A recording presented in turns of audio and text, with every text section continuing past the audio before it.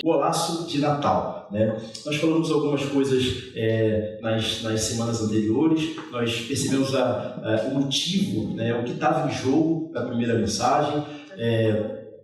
Na semana passada nós percebemos a importância de defender, e essa semana eu quero falar sobre uma coisa que quem esteve na integração ou na convivência hoje, ontem, vai ter uma ideia um pouquinho melhor sobre o que eu vou falar agora no começo, né? A gente faz aqui na igreja uma coisa chamada convivência. Então, de tempos em tempos, de 3 em 3 vezes, mais ou menos, 3, 4 vezes por ano, a gente passa um sábado junto, né? Joga bola, come, né, churrasco, ou junta lá as panelas e tal, e todo mundo divide a comida, tem algumas brincadeiras. E ontem a gente teve um futebol começando às 9 da manhã, 9h30 da manhã, e terminando quase 1h da tarde. Foi assim um espetáculo.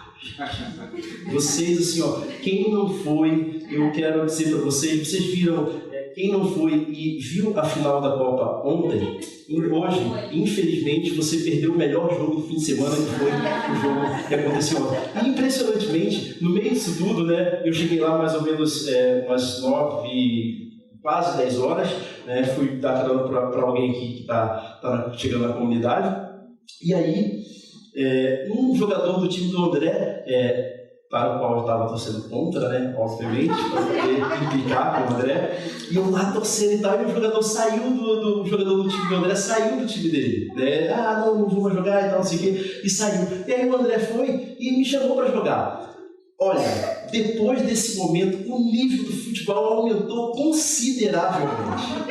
Vocês não têm ideia, as pessoas estão rindo porque elas estão felizes de lembrar de como o espetáculo foi assim, ó, evidenciado. O melhor da qualidade do futebol brasileiro foi mostrado a partir daquele momento, obviamente. Gente, o André sabia que para eu ficar assim, perna de pau, eu tenho que dar uma melhorada, assim, uma treinada há alguns anos. Ele sabia disso. Só que ele sabia também que é melhor ter um cara bem ruim, mas com vontade de jogar no time, do que ter um time desfalcado, sem alguém. É por isso que o cartão vermelho é o último recurso, né? A última penalidade, a mais grave penalidade, porque tira alguém do time e deixa o time desfalcado. Né? Isso porque o futebol, assim como outros esportes, né? Esse mês a gente está falando sobre futebol, é um esporte coletivo. É para se jogar em equipe. É importante que a equipe esteja completa e se jogue em equipe. E hoje a gente vai falar sobre isso, né? É importante jogar em equipe, ainda que nós tenhamos o melhor capitão. Para a gente refletir sobre isso, eu queria que a gente desse uma olhada no texto lá de Lucas, capítulo 2, verso 41 ao 52. Lucas 2, do 41 ao 52. Todos os anos, os pais de Jesus iam a Jerusalém para a festa da Páscoa. Quando ele atingiu os 12 anos, foram a Jerusalém, segundo era de costume da festa. Terminando o dia da festa, ao regressarem, o menino Jesus ficou em Jerusalém sem que os pais soubessem. Pensando, porém, que ele estava entre os companheiros de viagem, andaram um dia inteiro e então começaram a procurar entre os parentes e conhecidos. E, como não encontraram, voltaram para Jerusalém à sua procura. 3 dias depois, o acharam no templo, assentado no meio dos doutores, ouvindo-os e fazendo perguntas. E todos os que ouviam o menino se admiravam muito da sua inteligência e de suas respostas. Logo que os pais o viram, ficaram maravilhados, e sua mãe disse: Filho, por que você fez isso conosco? Seu pai e eu estávamos aflitos à sua procura. E ele respondeu: Por que me procuravam? Não sabiam que eu tinha que estar na casa do meu pai? Não compreenderam, porém, as palavras que lhes disse. E voltou ele para Nazaré e era submisso a eles. E a mãe dele guardava todas essas coisas no coração. E Jesus crescia em sabedoria, estatura e graça diante de Deus e dos homens. O autor desse trecho, essa palavra. Amado Senhor, Deus amado,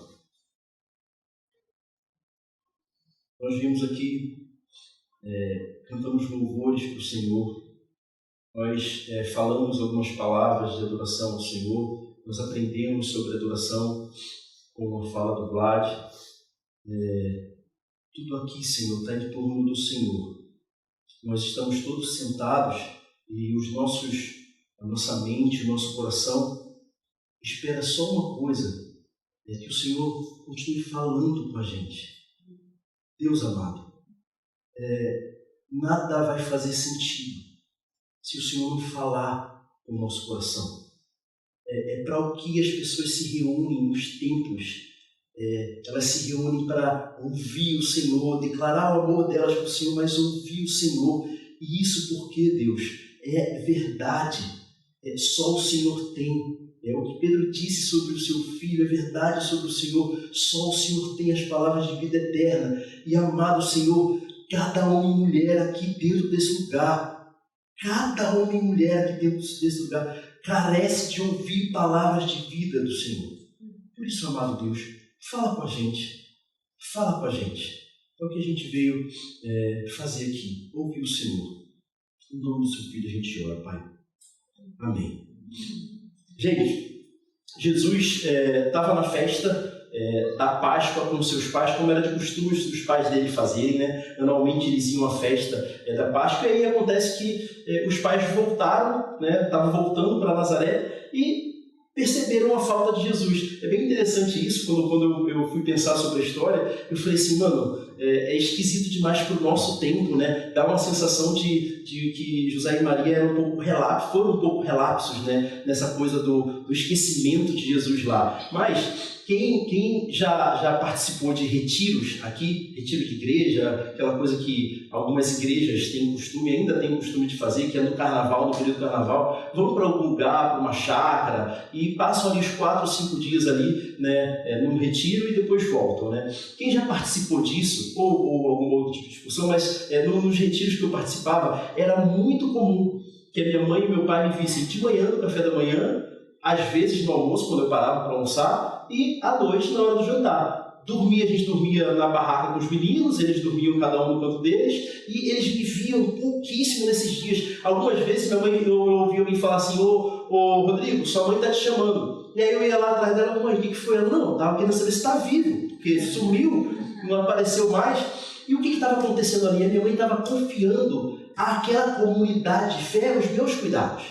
Ela sabia que as crianças estavam sempre sob o olhar de alguém, né? A gente tinha lugar com rio, piscina, dependendo de para onde a gente ia, mas era certo que dificilmente uma criança estaria num lugar desse sem a supervisão de algum adulto. E se todos os adultos fossem embora, as crianças também iriam embora. Era mais ou menos assim que estava acontecendo aqui, né? As crianças, elas caminhavam juntos nas famílias, nos companheiros ali, nessas caravanas, estavam sempre todas juntas ali. Acontece que depois de um dia, assim como minha mãe, depois de algum tempo, poxa, você olha e fala, mano, tudo bem, mas cadê o moleque, né? Tem que ver se vai tomar banho, se não vai, o que vai fazer, tem que se limpar essa criança. E aí foram atrás de Jesus e não acharam Jesus, voltaram para Jerusalém, procuraram por um tempo e encontraram Jesus conversando com os doutores da lei. Era uma coisa que acontecia costumeiramente lá, né? Nesse período, os doutores sentavam e respondiam para o que a gente chama hoje de crianças, ou de adolescentes, né? Pré e adolescentes ali, os alunos de 10 a 12 anos, respondiam perguntas deles e faziam perguntas para eles, né? Tinha um tempo assim, Jesus estava ali fazendo isso. E aí, quando eles chegaram, o que a Bíblia descreve é o seguinte, todos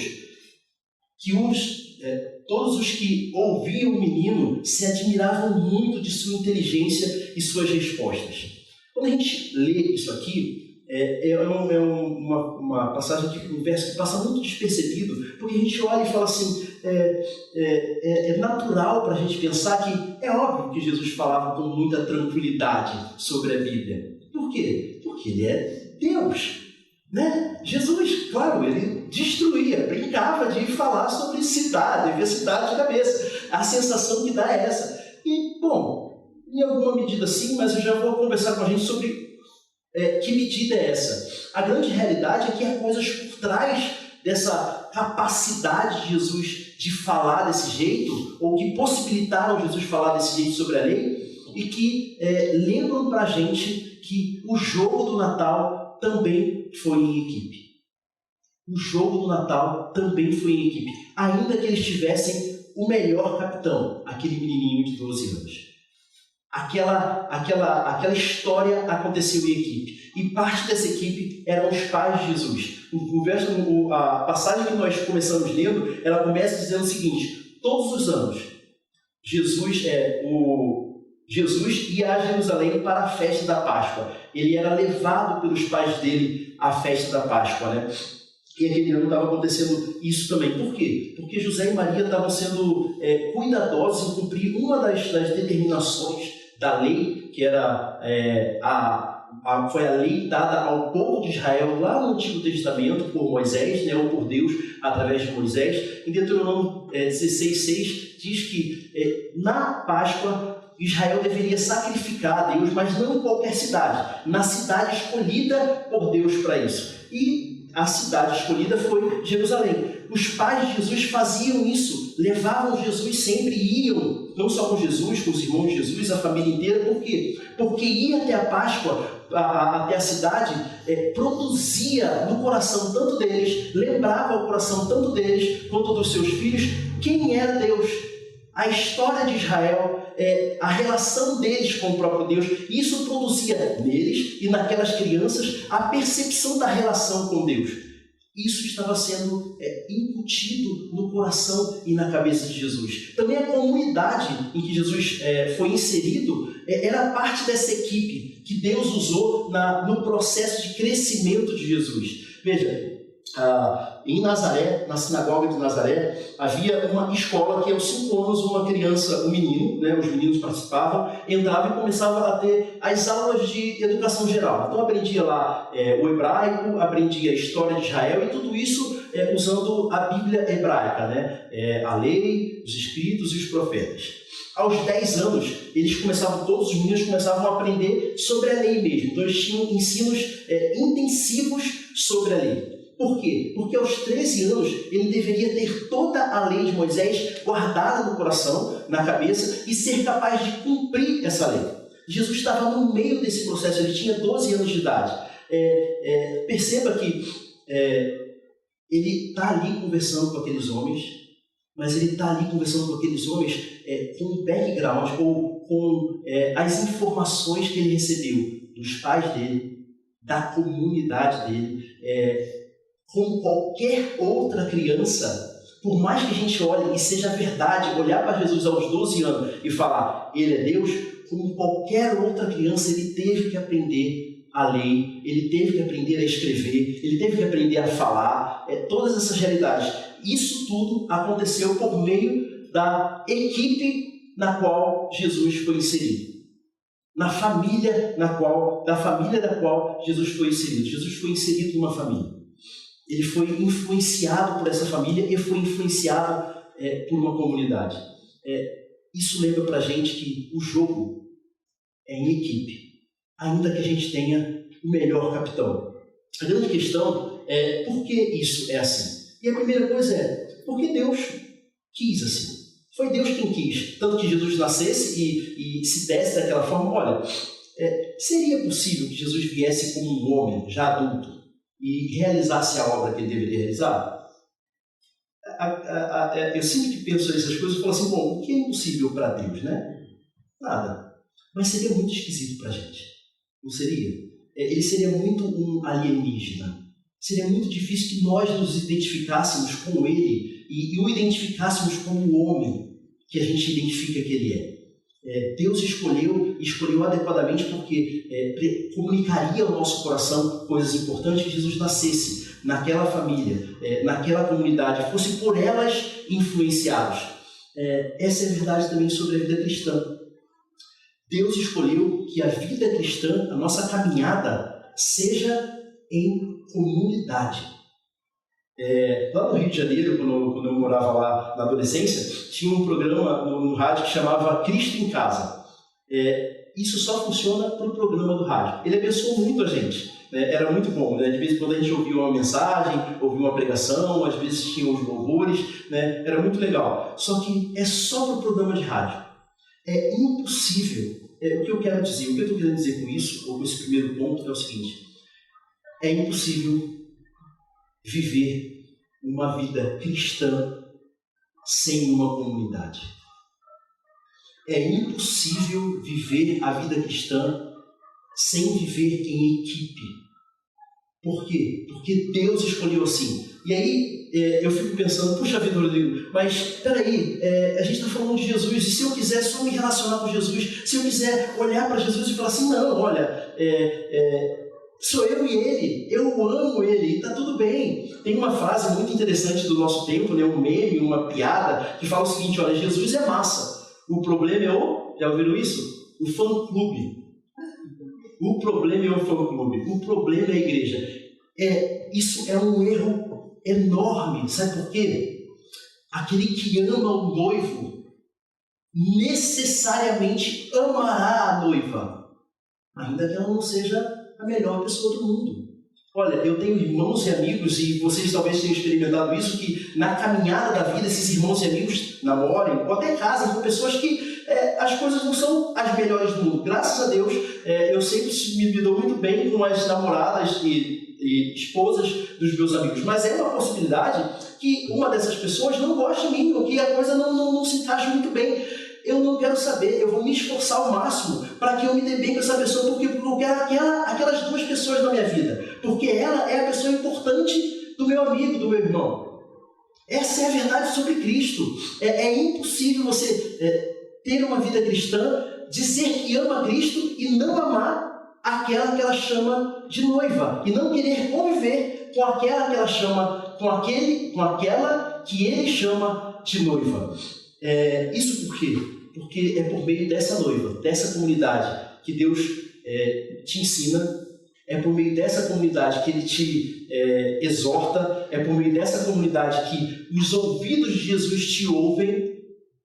Sabe quando você está num grupo de oração e você fala e as palavras de esperança de Jesus em resposta disso vêm da boca das pessoas que estão nesse momento da oração ou num pequeno grupo? É por meio da comunidade que Deus escolheu, mesmo podendo fazer sem ninguém, coisa alguma. Ele pode fazer o que Ele quiser, mas Ele escolheu soberanamente que fosse por meio da comunidade que Ele agisse na minha vida e na sua vida. Essa é a primeira coisa. O jogo é em equipe. O jogo é em equipe. A segunda coisa, gente, é que às vezes a gente acha que está jogando em equipe. E isso é um grande problema. Vou falar um negócio para vocês. Quando se trata de comunidade de fé, e aí é um engano bem grande. Somente vir à igreja não se trata que você, não significa que você faz parte da equipe. Somente vir aos cultos de domingo não significa que você faz parte da equipe. Deixa eu falar outra coisa, talvez um pouco até mais dura ou forte que essa. Ter o seu nome no hall de membros de uma comunidade não significa que você faz parte daquela comunidade. Oficialmente sim, mas na realidade da vida daquela comunidade, em 2018, talvez não, em 2018 chegou um grupo de pessoas aqui, né? Acho que foi final de 2018, final de 2017, começo de 2018. Chegou um grupo bem grande de pessoas aqui. E eu lembro que era possível ouvir o Vinícius, que foi quem recebeu essa galera, boa parte dessa galera inteira na casa dele, no pequeno grupo que havia lá. E o André, era possível eu ouvir algumas vezes eles falarem o seguinte: olha, sabe o que eu quero? Eu quero que vocês... a minha expectativa do meu coração é que vocês olhem para essa comunidade e chamem ela de sua.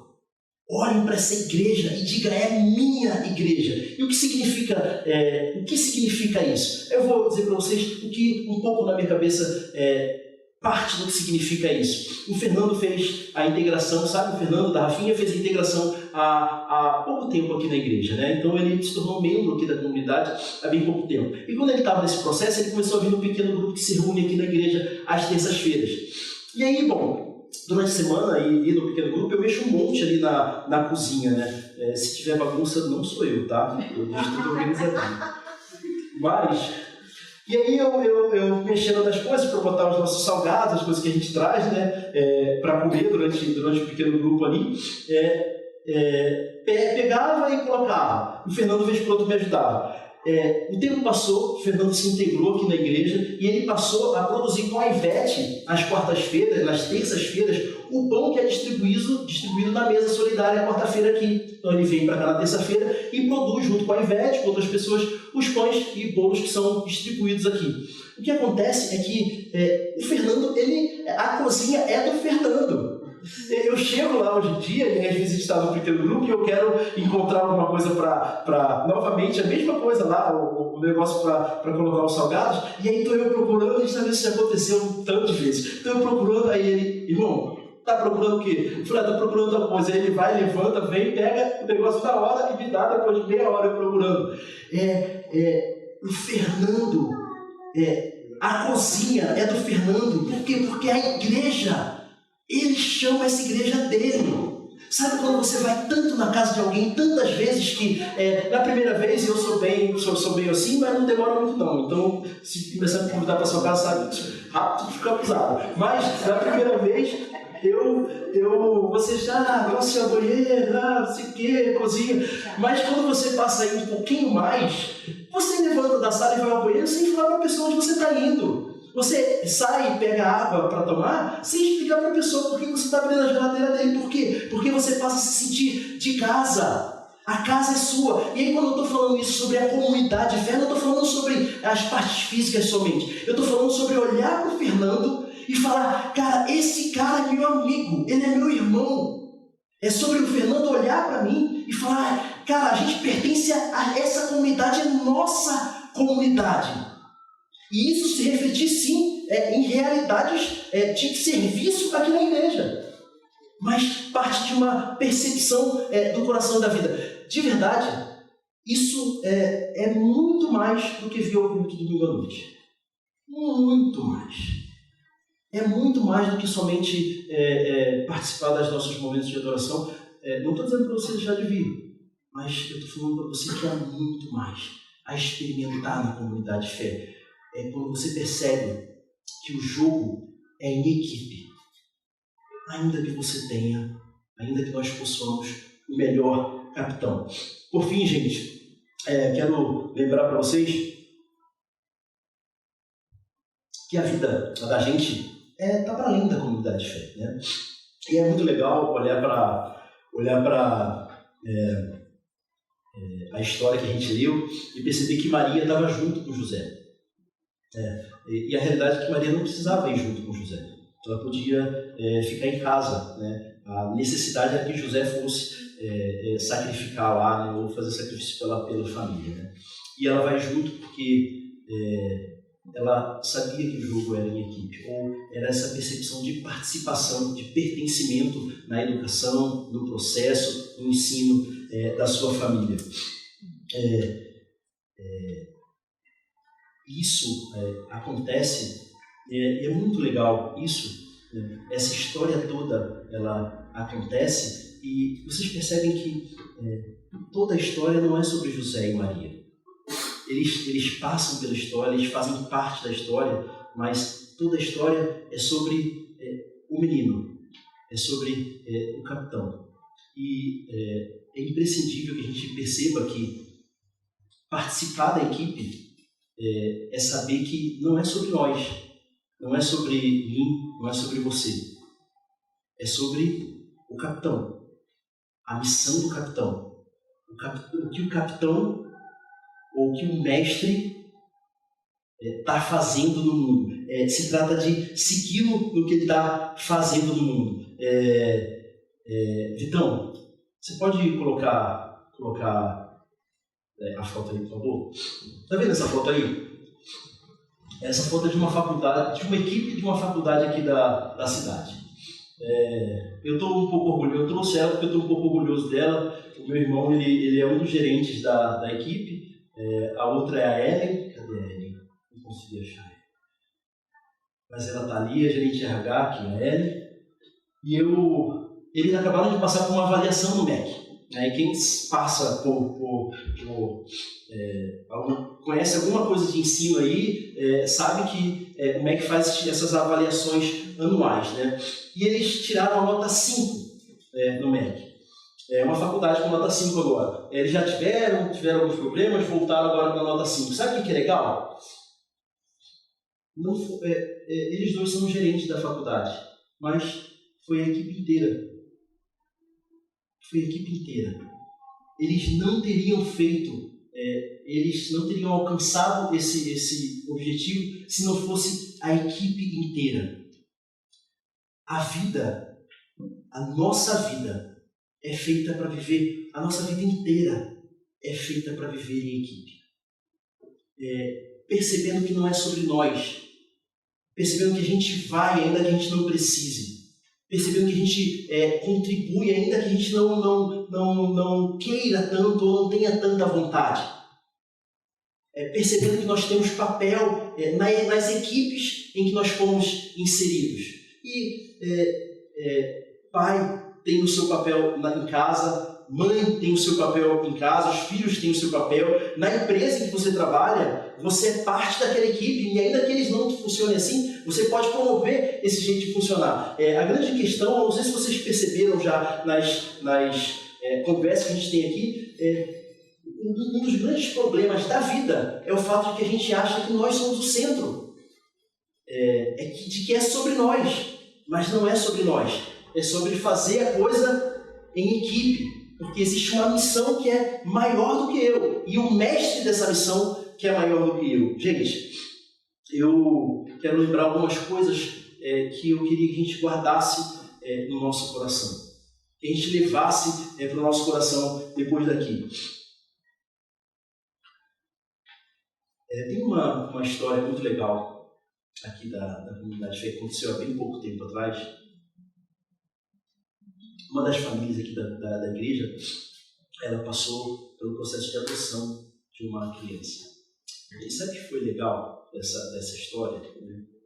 É que o pequeno grupo participou bem próximo disso. O pequeno grupo estava muito junto ali, do processo, do que aconteceu, das boas notícias, das alegrias. Foi muito legal. Nós, a igreja, grande grupo, soube um pouco tempo depois o que estava acontecendo, mas o pequeno grupo teve a alegria de dividir com essas pessoas as lutas e as alegrias desse processo inteiro. Fazer parte desse pequeno grupo concede para você, dá a você acesso a coisas que esse enorme grupo aqui não pode dar, não consegue dar. E olha, a nossa igreja é uma igreja muito pequenininha, ainda. Quando ela tiver algumas outras dezenas de membros, isso vai ficar muito mais importante. O que se experimenta numa roda, o que a gente chamava até pouco tempo de roda de amigos, né? Estamos tentando passar, eu tenho dificuldade de trocar esse nome na minha cabeça, passar a chamar de pequeno grupo, que a gente experimenta nesse pequeno grupo essa vida em equipe, essa experiência da equipe e da família, de poder olhar para a pessoa, quando você passa por uma dificuldade, por um problema, olhar para a pessoa, olhar para alguém, ter para quem. Eu não sei se acontece no grupo de vocês, no grupo do WhatsApp de vocês, mas vem que por outro a gente recebe uma mensagem: gente, eu preciso que ore por isso. Gente, ora por tal pessoa que está tendo essa dificuldade, e um amigo meu está passando por esse problema. Essa alegria de participar da vida do outro se experimenta em equipe, e se experimenta mais ainda quando você está mais próximo de um pequeno grupo.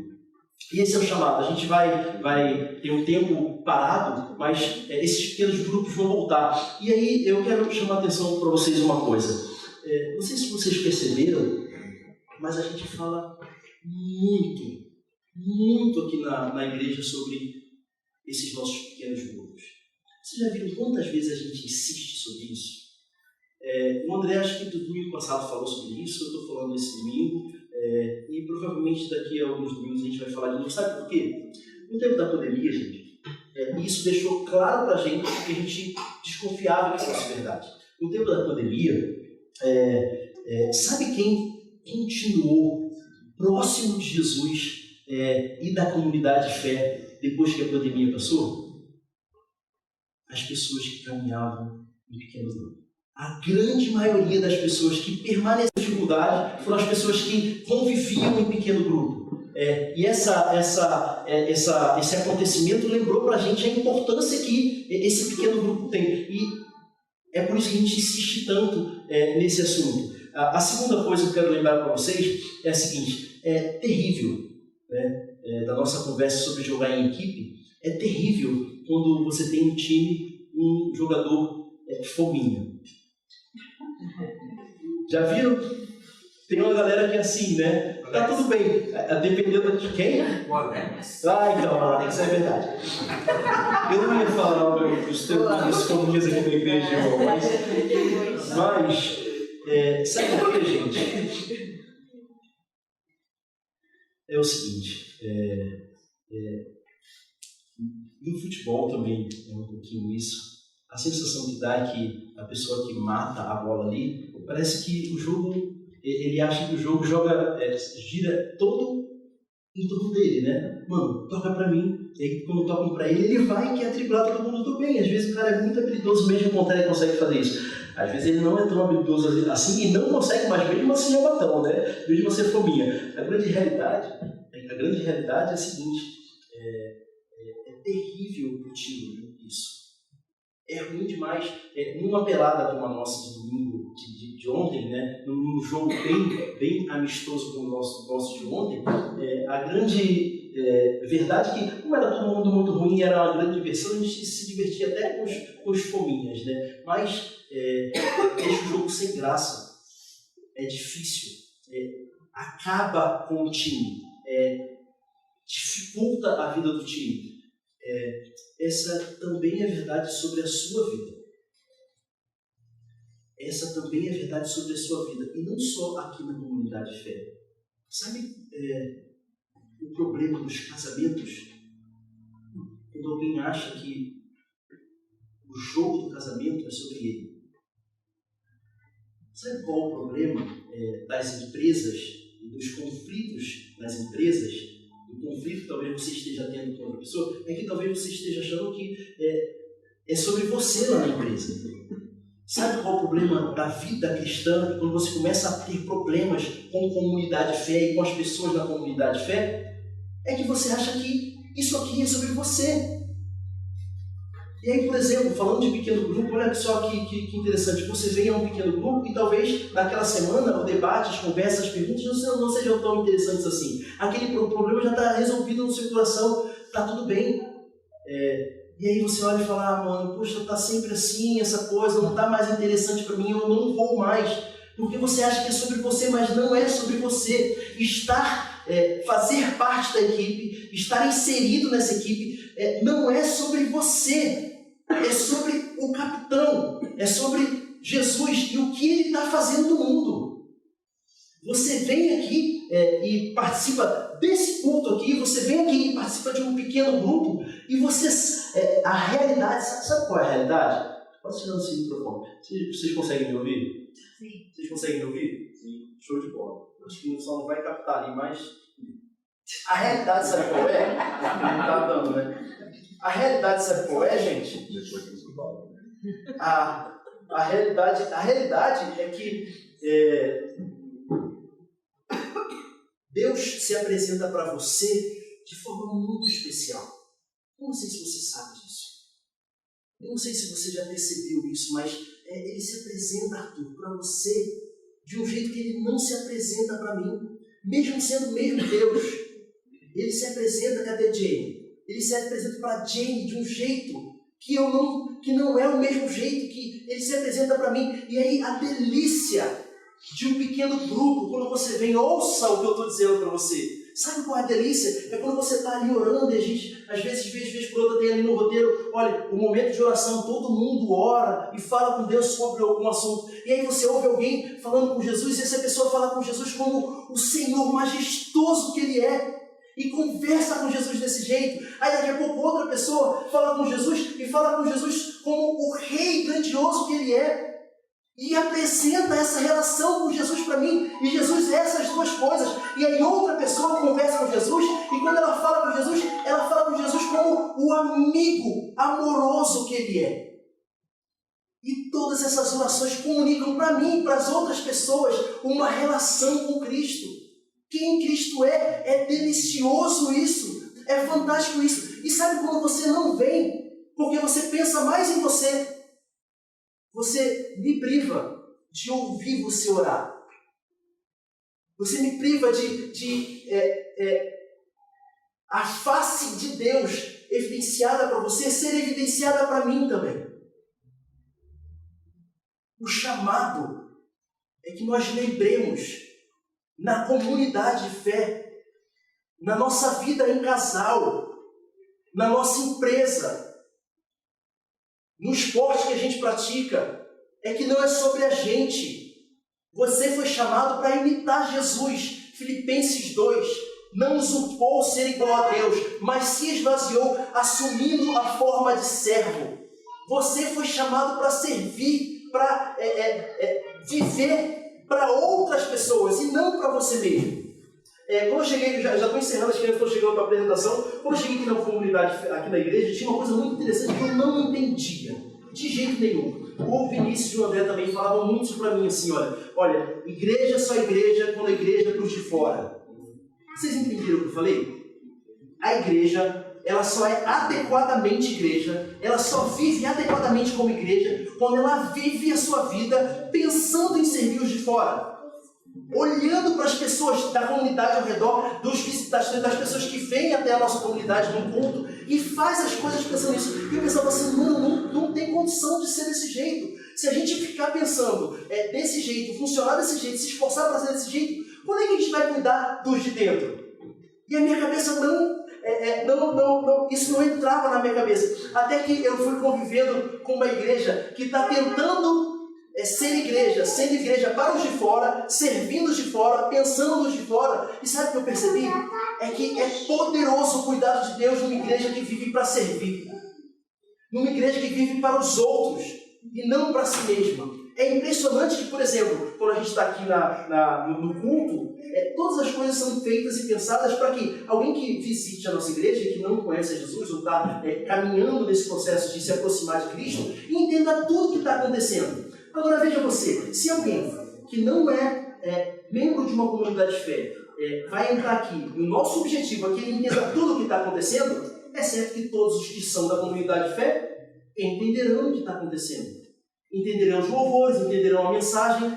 É fantástico isso. Hoje eu não consigo pensar em igreja que não seja igreja para os de fora. E esse é o chamado da gente. Sabe por quê? Porque é sobre Cristo e o que Ele está fazendo no mundo. Sabe o que Ele está fazendo no mundo, gente? Sabe o que Jesus está fazendo no mundo? Ele está resgatando um povo. Ele está resgatando uma equipe feita por indivíduos, composta por indivíduos, mas é um povo. Ele não está resgatando indivíduos, ele está resgatando um povo composto por indivíduos. E foi esse mesmo Jesus, ciente de quem ele era, que falou para Maria, mãe, vocês deveriam saber que eu tinha que estar na casa do meu pai. Aos 12 anos ele sabia que ele viveria uma vida e morreria uma morte para resgatar uma comunidade. E sabe o que ele faz? Ele sabe qual é o chamado final aqui para a gente hoje? Faça parte da comunidade de Cristo. Faça parte da família de Cristo. Esse é o chamado para a nossa vida hoje. Vamos orar, gente. Senhor amado, ajuda a gente. Ajuda a gente a servir, Deus amado, e perceber que é sobre o Senhor e não sobre nós. Ajuda a gente, Deus amado, a viver uma vida olhando para o outro e tentando imitar o seu filho. É um desafio do tamanho do mundo, e o nosso pedido essa noite é que o Senhor nos ajude, Senhor, na nossa casa, na nossa comunidade, no nosso trabalho, no nosso coração, na forma como nós pensamos. Esse é o meu pedido, Senhor. Eu oro em nome do Senhor Jesus.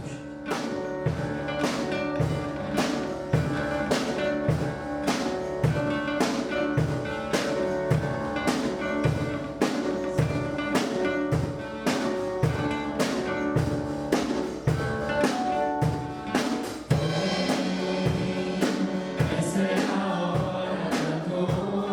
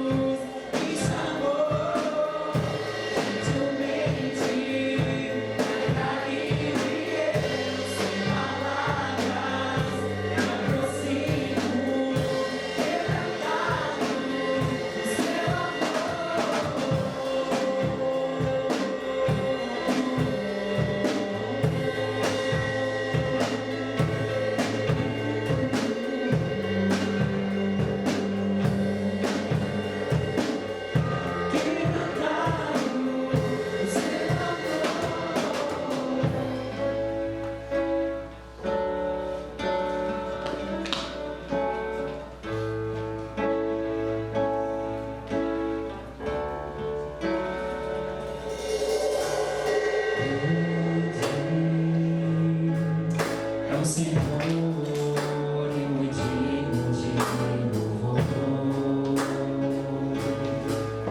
Na cidade do nosso Deus, o santo monte, a alegria de toda a terra.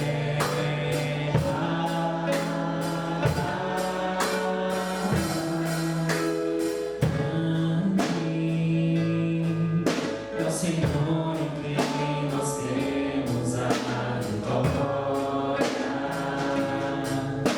quem nos ajuda contra o inimigo.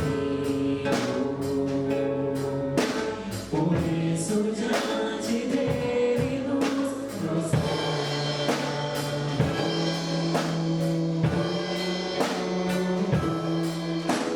Queremos o teu nome engrandecer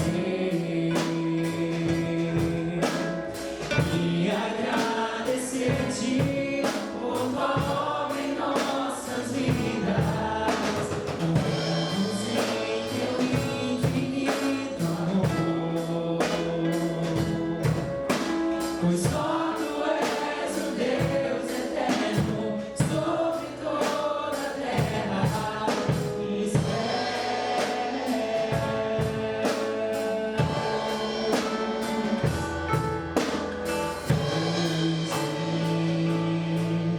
É o Senhor e digno de louvor. Na cidade do nosso Deus, seu santo monte, a alegria de toda a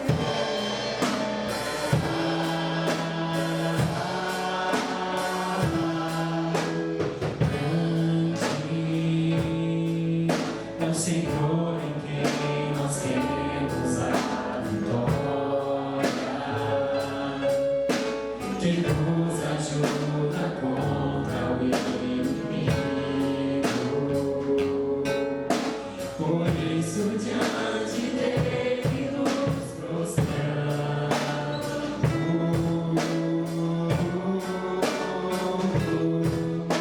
Queremos o teu nome engrandecer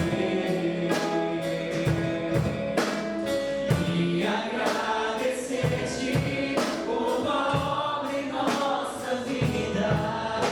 Confiamos em teu infinito amor, pois só tu és o Deus eterno sobre toda a terra e céu.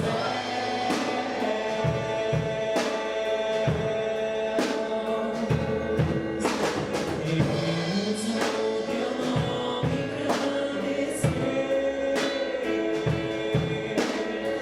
e agradecer-te por tua obra em nossas vidas. Confiamos em teu infinito amor, pois só tu és o Deus eterno sobre toda a terra. Pois só tu és o Deus eterno sobre toda a terra. Pois só tu és o Deus eterno sobre toda a terra e céus.